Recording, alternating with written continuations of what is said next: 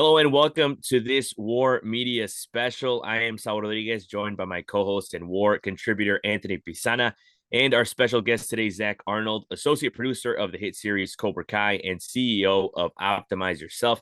Thank you for taking some time out of your day, Zack. Really appreciate it. Yeah, really looking forward to chatting with you and Anthony. So it's going to be fun. Thank you. Of course, of course. Today we're going to talk to Zack about the ongoing writers and actors strike, as well as get to know a little bit about his company, Optimize Yourself. So we'll get going with the ongoing strike, Zack, the eighth since the 1950s. I don't think a lot of people grasp the stakes of a situation like this and really what the result of each one is. But how have those previous strikes shaped the current landscape of Hollywood as we knew it before the start of the latest strike? Yeah, so I think that the misnomer that so many people have when it comes to strikes in general, and even with this one, and I think that the narrative has been changing the longer it's been going on. But we assume that one side says, "Well, we're only going to pay you 3%," and then we assume the other side says, "No, we want 9%," and then we're gonna, posture and we're gonna wring our hands, and then all of a sudden everybody's gonna be like, "Okay, fine, we'll go with 6%," right? This idea that compromise is when all parties are equally dissatisfied. And we just assume that right now it's just all about the money. And unfortunately, this strike is a huge paradigm shift and essentially a once in a lifetime reckoning of the way that the entertainment industry has done business with creatives. And if you look at the past strikes, you can see that there are a multitude of strikes that really were more about the nuances, and we want to make sure that we're getting taken care of, we're getting valued and respected, and we get contributions for the creative work and the ideas that we provide. But there have also been inflection points throughout history where, for example, and I'm not a strike historian, so I'm definitely not somebody to go into the details of the labor movement. So citing specific dates and unions, that's not my area of expertise.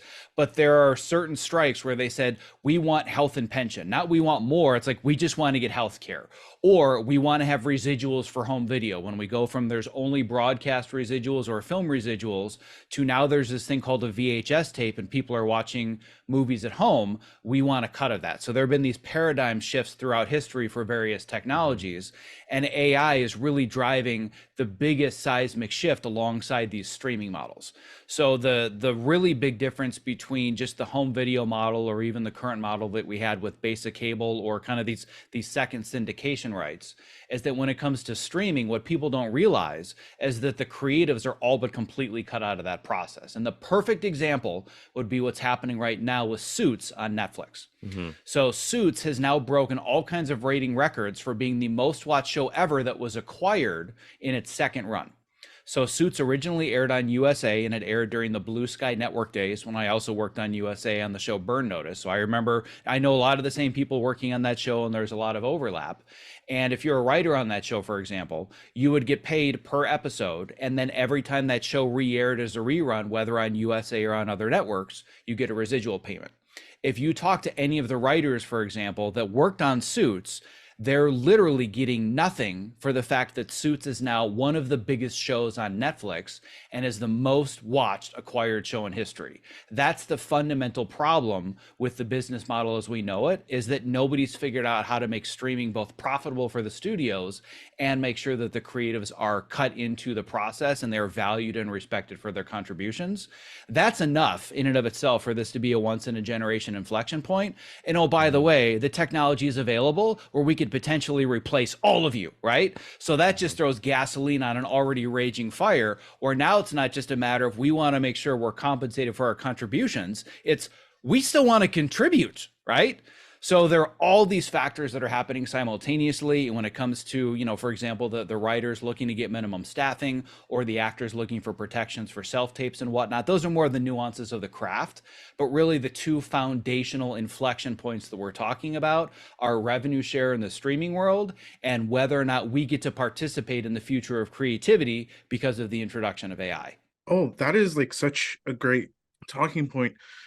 Because like there was one question I had in regards to like this whole situation, especially for the upcoming like fall 2023 lineup. We're seeing like strictly streaming shows, whether it was like Yellowstone going to be shown on the Paramount Network for the upcoming fall season, and then Ms. Marvel on Disney Plus being shown on ABC, I believe. And I believe Secret Invasion is a part of that. How does that work out in terms of like these strictly streaming shows now going to be shown on broadcast networks and cable channels for the first time ever. And like, how would this be interpreted for the future? Because we've always seen it the other way around in terms of like Abbott Elementary, like first hitting ABC and then the next day Hulu.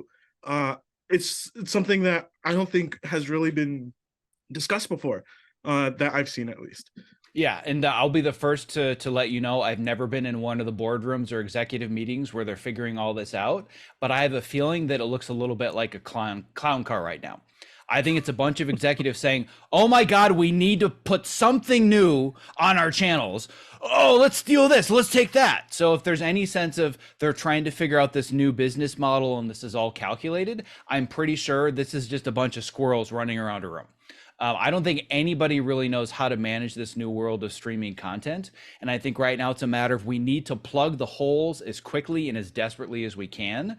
So I don't think this is a calculated model that if there were no strike and there were a content pipeline, I don't think we'd be seeing these experiments. I think the experiment has been, how do we get as many people on our streaming platforms as quickly as possible, but also make money doing it? And the only company that's figured that out so far is Netflix. Everybody else is still figuring out how do we acquire users and then make money off of those users.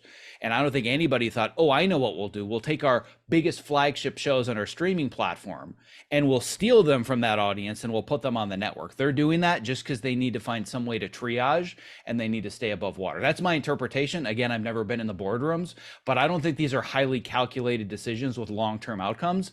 They're playing a maddening game of checkers as opposed to thinking about how do I play a strategic game of chess right now. Yeah, and I think you put it as perfect as you can get, because I think it's one of those things where in the future people are going to look back at these times and be like, what were they doing with streaming or like these executives, right? So yeah, it's wild. But since the last strike 15 years ago, a ridiculous amount of technical advancements have occurred, including artificial intelligence, as you mentioned. What are the impacts behind the scenes does it have? Because obviously we hear about the, stand-ins, the face captures and so on, but what is something everyone should know about this particular situation?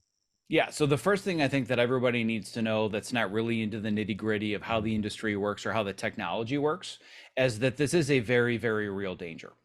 I also believe that the more you learn about it, specifically in a creative field, the less worried I am and the more encouraged I am by the possibilities that it brings, as long as we protect ourselves with the right regulations, the right copyrights to make sure that we are not literally replaced, or even more importantly, that these models are taking our past ideas, feeding them in and regurgitating new things. So when it comes to the actual protection of our ideas, our copyrights, our IP, I am about protecting and regulating the creatives, or protecting and regulating AI for the benefit of the creatives as much as humanly possible.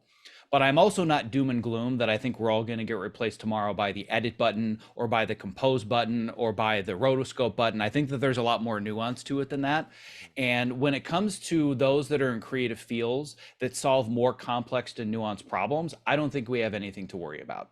I think those that are doing one very specialized lower level or middle level task, I think those are the ones that you have to worry about. So an example would be that if I work in visual effects, and my entire career is based on my ability to manually rotoscope and track shapes so that they can be masked out, you're in big trouble right now because there's a plugin that's going to be able to fill that in really, really quickly, right?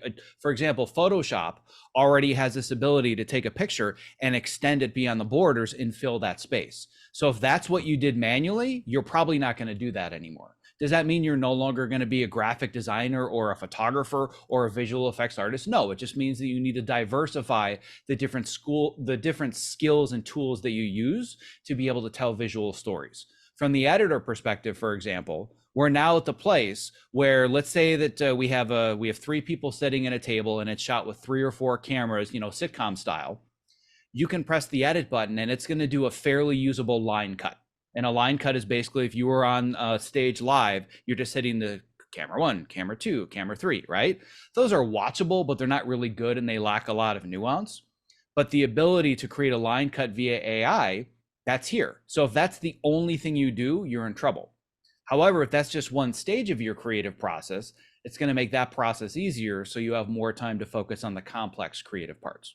So in any largely complex creative job, whether it's editor, composer, writer, whatever it might be, there's one reason that I'm not worried about artificial intelligence, and that is what's called the note underneath the note. If we take creatives out of the equation And the output that we're getting is from the way that the executives or the directors or the producers are communicating with the creatives, and they give them exactly what they ask for. Everything that we watch is going to be unwatchable drivel. Our job is to interpret the note underneath the note. So if a director or a producer says to me, this is great, it feels a little bit slow, can we tighten it up a little bit? If you send a prompt to the edit machine that says tighten this up, it's not going to understand where to take the 2 frames and the 7 frames or the 3 seconds. It's going to look at it from a mathematical perspective. Creatives look at it from an emotional perspective. So that alone, the note underneath the note and our ability to interpret what somebody wants, even when they can't communicate it, that's why I'm not worried about my job or our jobs anytime soon. Oh yeah, that's very, very great point. I kind of want to what's it called? Follow that up in terms of like the way a lot of people on social media claim about like studio interference in terms of like writing and getting things to the front center stage. Why would they think AI would be so attractive in that model, in the sense of like it dilutes things creatively, but yet it saves like their bottom line? Yeah, so here's the misnomer, and I've seen a lot of people that are arguing this, and I just wanted to clarify this for everybody that wasn't already aware. With the advent of this AI conversation and creativity, there are a lot of people both outside the industry and a lot of people inside the industry that are saying, well, now it's no longer going to be about the art. It's not going to be about the storytelling, and it's not going to be about creativity, and it's just going to be about all about the money and the bottom line. And my response is, it's always been like that. It's always been called show business. It's not called show art, it's called show business. You talk to people that have worked in past generations, of which I've talked to many on my podcast, they'll tell you the technology has changed, the business has not changed at all. It's always about money, it's always about the bottom line, and it's always about butts and seats, whether literally or figuratively. So AI doesn't change that conversation at all. The fear is that because of AI, we can much more rapidly be replaced, and we can much more rapidly shrink the bottom line by eliminating a large swath of the creative teams.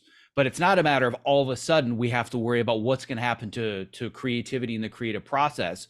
They've never cared about the creative process or the art. They care about, we want something that's going to sell the most tickets, sell the most streaming subscriptions, whatever it might be. This is just a new technology that amplifies decades old thinking. Yeah, and I've heard that from multiple people, like just like their stances of either they're for AI or whatever. Because I've heard people say, "Oh, well, this always happens. There's a revolution in technology," and I'm like, "Yeah, but this is people's jobs, and this is people like it's not just something that you could just say we're gonna do this and we're gonna replace. Like it's way more complicated than that. Some people don't think about it like that from a personal perspective. But one of the things I hear when people are talking about the strike is the fact that work-life balance has been one of the main issues. What are some examples that the actors, writers, editors, and so on are looking to get as a result of the strike? Yeah. So first of all, when it comes to AI and the work-life balance conversation, this is nothing new. I mean, the lack of work-life balance and the challenges of working in the entertainment industry sustainably over years and decades, this has been around since the industry began. So again, AI is not something that's changing the conversation, it's just amplifying a conversation. I've been having this conversation for 10 years before I knew AI existed, when it was science fiction. So the work-life balance conversation really comes down to, well, imagine all the possibilities that I'll have to be more creative and have more free time to do my own things because AI does all the tedious work, right? I always say the following in response. Tell me what you are doing with all of the free time that you have now that you're not down by the river beating your clothes against a rock. You have a washer and a dryer. How much more efficient has that made you to not have to beat your clothes against the rock and have to hang them up? You fill the time with more work. So the transition from film to digital, it used to be, well, I'm going to put a gray pencil mark where I want to dissolve. I'm going to send that dissolve to the lab and it's going to come back and I'm going to look at it tomorrow. Now I can press a button to make a dissolve in Avid or Premiere or Final Cut. Think of the time I'll save. No, think of how much shorter the deadlines are going to be. Because what perpetually happens is that there is an impossible deadline to meet. You achieve a miracle, and today's miracle becomes tomorrow's expectation. AI is going to be no different than any other technology, but again, it's going to happen faster. It's going to happen faster than we've ever seen with the transition from no internet to the internet, for example. That moved fast, and we're still adapting to the world of the internet. AI is going to happen faster than we can even comprehend. And it's going to be the same challenge, which is they're going to say, well, you can just press 5 buttons and do all the things at once. It doesn't mean you have the day off. It means we're going to throw more work at you. So the foundational solution to all of this is no different than it was before AI, before the internet, before anything else. You have to learn how to set boundaries. You have to learn how to use the most powerful word in the English language if you care about work-life balance and your health, and that word is no. No, I will not meet this impossible deadline. No, I will not work unpaid overtime. No, I will not work every single weekend without compensation, right? So AI is just amplifying a problem that's already been here basically since the industry began. Going in vain with that, and like seeing like the writer strike going past like 100 days, and now the SAG-AFTRA strike now being over a month, and seeing like how that's like sparked and helped like unionization efforts across the board in terms of people wanting to unionize, and seeing like how people are being inspired to lead unionization efforts, such as like Marvel Studios in-house visual effects expected to have a unionization vote within early next week. How inspiring is that to like see as like time goes on? I mean, what inspires me is people deciding that they want to collectively take back their lives. That's what inspires me. When it comes to the very specific guilds or that these areas, like I know the visual effects of just the visual effects industry in general is so overdue for unionization. Because if you want to talk about an area of the industry that is so ridiculously exploited and taken advantage of, I mean, to the point of we just won an Oscar and we're going out of business at the same time. Like, I mean, these are the reasons that we have unions and we protect each other. So I am all for all of us collectively supporting each other so that we can have more work-life balance, so that we can be more creative without it completely stealing our souls. And what you see over time, and again, I'm not a union or labor relations expert or historian at all, but you see that when we reach these periods of extreme exploitation, that's when there's a union uprising. That happened last century. That's now happening again, where it's becoming so extreme, where it's almost impossible to even survive with the way that the industry works. People have just said, I'm fed up and I've had enough. And unfortunately, it needs to keep getting to this point, and history does not learn we don't learn from history. So that it disappoints me that we have to keep doing this and we're in these cycles. That's just the nature of history. But at the end of the day, I'm nothing but encouraged about people deciding that we're going to help each other to protect each other. Yeah, and Zach, you might have talked about it already, but what is something from a personal perspective of the strike that you hope comes out of this? Maybe you haven't talked about it yet, something that hasn't been thought about as well. One of the things that I hope that really comes out of this, and I know that there are people that are detractors of this idea, but I really hope that we can embrace how AI is going to make our lives both easier and more creatively fulfilling. So I'm fully embracing the technology as a way to generate ideas, to brainstorm and connect different disparate ideas, or just shorten my learning curve in summarizing information. So as far as AI is concerned, I'm embracing all the great things about it. Again, as long as we heavily regulate and protect ourselves from the bad and the exploitive parts of it. And that doesn't even get into the whole, it's going to cause the breakdown of, political discourse in our entire civilization as we know it. Totally separate conversation I'm not licensed to talk about. But as far as the creative side of it, I fully embrace its capabilities as long as we are protected from it. But I think that the other thing that I'm the most excited about is that I think what we're seeing right now, not only in the film industry and not only because of the inflection point with AI, but we're seeing collectively with our economy and the model as it stands, we're moving from a place of specialization to generalization. Everybody right now is freaking out about the rise of the machines. I think we should focus on the rise of the generalists. What we're seeing is that for generations, what we've been taught because of industrialized society, as soon as preschool, what's the question people ask you? So what do you want to be when you grow up? And then in high school, oh, you got to pick a college that's very specific to your interest so you can find a craft. You get in college, and by the time you're 19 years old, if you haven't picked a major yet, well, you're not focused. You're scatterbrained. It's time to grow up and be an adult. Then you graduate college, and you have this entire world in front of you, and you have no idea who you are as a person yet, much less a craft. But the idea is you pick a company, you go in on the bottom of the ladder, you climb the ladder to the top. It's age 65, you've got your 401k, you've got your gold watch. Now you can go out and live your life. The specialized path is what allowed us to become widgets in the assembly line of somebody else's dreams. What we are now seeing is the complete breakdown of specialization as a way of life.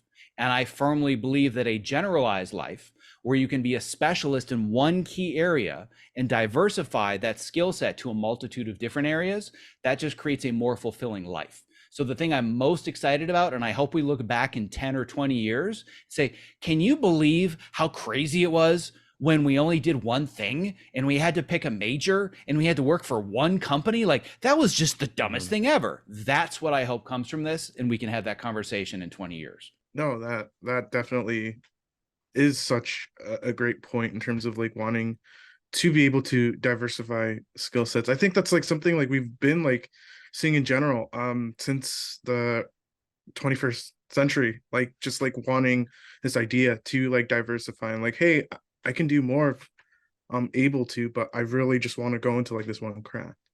I really like what you said there. And like going into that and like seeing the way people want to diversify in terms of like experiment with like different art forms and stuff like that. Do you think it's not that like it won't lead to a brighter future, but it's more of how achievable do you think that will be coming in like multiple decades from now? Oh, I think anything is achievable with the right mindset. I could go on for hours and hours about mindset and achievement and goal setting, and that's probably going off on a little bit of a tangent.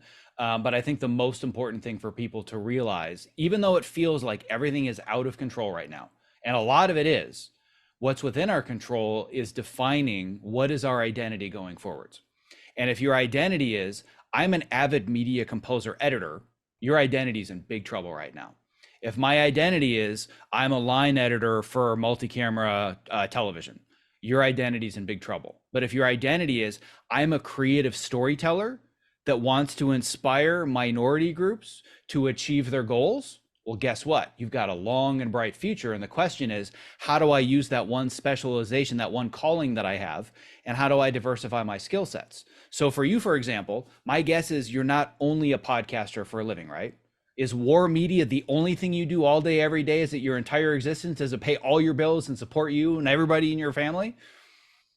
Nope. No, it's one thing that both of you do. You have a multitude of other areas, but my guess is that if you connect the dots, that what you do for a living and how you show up with your family and how you show up on this podcast, there are dots that you could connect that are deeper themes about who you are as people, what your values are, what you identify with.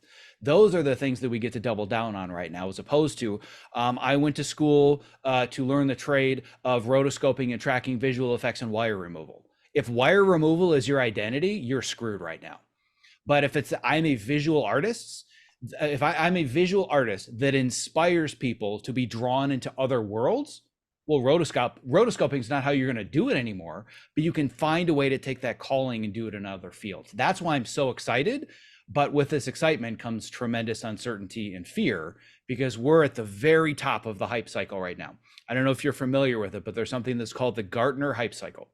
And every time new technology emerges, we go from what is this thing to, oh my God, this is going to change everybody's lives. This is going to be the most amazing thing ever, or we're all doomed. And right now we're hearing both sides of that equation. But then as we continue along the progress of time, our expectations now go in the opposite direction. Oh, well, this isn't doing anything we thought that would. I thought this was going to replace all the jobs and we were going to have universal basic income. And I thought Skynet was going to become self-aware, right? But then we start to integrate that technology into our lives and we realize there's a lot of value to this. This is making a lot of positive changes. There are also things we need to be careful of, but we start to introduce it. Same thing happened with the internet. Same thing happened with radio to television. There's this gigantic hype cycle. Then we come off of our high and we realize more realistically, there's going to be a middle ground. I think AI is going to be the same thing. Yeah, no, I mean, you put it as good as it gets right there. And I think, you kind of alluded to it with, with the school thing and the fact that, you kind of pigeonhole you in the way, things go. But what's something that you hope the next generation of filmmakers, producers who are watching this, unfold, take from the situation? And, how do you imagine a better version of Hollywood working landscape? Yeah, the most important thing I would share with individuals is to remember that you are not the job title on your resume. Even though that's the way the industry is designed and that's the way that we are taught, you are not your resume. So just get it out of your mind that I am an indie film director in horrors, or like I talked about before, I am a rotoscope artist for superhero movies. That is not who you are. That could be one way that you generate income, and it could be one of your skill sets, but that's not who you are as a person. So what I really hope comes out of this for individuals is the understanding that we are not our jobs, and we have a much more deeper and more important and more diverse identity, so we can be connected to our calling. As far as the industry is concerned, I don't know. Like this is a really, really tough one. I want to be Pollyanna about it, and I want to say that one contract is going to change the world and everybody's going to be valued and respected. But I've got about 140 years of data that tells me otherwise. So I'm hoping that there's going to be a compromise whereby anybody that has a creative contribution to a product, if that product is successful, everybody proportionally shares in that success. Whatever that looks like, I don't know. It's all very complex. I'm not into business models and all the algorithms and all the data. But what I hope comes out of this collectively for the industry is that anybody that makes a creative contribution from the top of the chain to the bottom, all the way, from everywhere in between, I want everybody to go to bed at night feeling like my contribution was valued and I as a person was respected. Yeah, and like not only that, like Zach, with your work on like really like large on large projects with like huge fan bases in general, how does it feel to like feel the warmth and love of that outpouring support for creatives such as you Yeah, I throughout mean, this? there's nothing quite like being on a show like Cobra Kai, where you get to spend a year locked in a small dark room, cutting these really cool sequences, but it's just you and the screen, right? And you're like, I don't know, are people going to like it? Is anybody going to watch this thing? And then all of a sudden see this global explosion and this entire subculture just around Cobra Kai and the resurgence of Karate Kid. Like, to be a part of that is amazing. The problem with that, there's a flip side of this coin, and I've been through this on 3 shows because I've worked on the #1 show on cable, the #1 show on network, and the #1 show on streaming. I've been a part of these cultural zeitgeists more than once, and it's really easy to get lost in that and realize, oh great, 25 million people are going to watch my work and my timeline. I'm also putting my kids to bed via FaceTime every single night. Right? So there has to be a level of awareness of what the cost is of these things. So I thoroughly enjoy that connection with the people that are watching it and knowing that choices that I'm making, choices the writers are making, the composers, everybody's creative contributions are actually having a positive impact. But that can't be the only currency whereby you measure your success. And I see this in the industry all the time, where people want to go after the next big show. Probably the #1 thing that I heard in my coaching program for years was, how do I get a job on Better Call Saul? There's only so many people working on Better Call Saul. And I asked them, why do you really want to do that? And they say, I work on these unscripted shows, and when I go to parties or I go to family events, I'm embarrassed to talk about what I work on, and I want to be proud of it. And I get that. But then I ask, are you willing to pay the cost of working on a really high profile project? And they think about it and they're like, I actually really like a lot of things about my unscripted job. Like, the hours are much more consistent and I get paid well and the commute's not bad. And they realize there's a lot more to the definition of success than how many people are watching any given show or the Emmys that it's winning. So I want to first say that I'm very grateful for having the opportunity to work on a multitude of shows that have been very large in the cultural zeitgeist, but also realizing that's not the currency by which I define whether or not I've had a successful career. No, yeah, and I mean, those, the shows that you've mentioned, Burn Notice and all that, obviously very, very well-known shows and famous, and those are awesome. But one thing before we let you go, Zach, I want to hear a little bit about your own company that you started, named Optimize Yourself, and how is it playing a role for you and people around you during the strike? Yeah, so not only is it playing a role for me, this is now literally what I do for a living, and it consumes my time all day, every day, talking about this idea of diversifying identities and incomes and skill sets. This started as a hiking group, as a hobby. Then all of a sudden it became, well, I guess I'm going to, coach a couple of people privately that need help with networking or time management because I'm good at that stuff. To, oh, this generates a little bit of income on the side, to this is now my entire living, and I've got a team of people that are distributed all over the globe, so we can manage hundreds of students every single semester. So I'm the perfect example of somebody that has one specialty in which I've diversified it into a multitude of arenas, being that my specialty is that I'm a storyteller, and I can take a lot of complex, disconnected ideas. I can collect them and tell them in a very simple and engaging and emotional manner, which makes me a really good TV editor. Also makes me a really good podcaster. It also makes me a really good coach. It also makes me a really good writer, right? So essentially, on the surface, I look like a jack of all trades. underneath the service, I'm a master of one.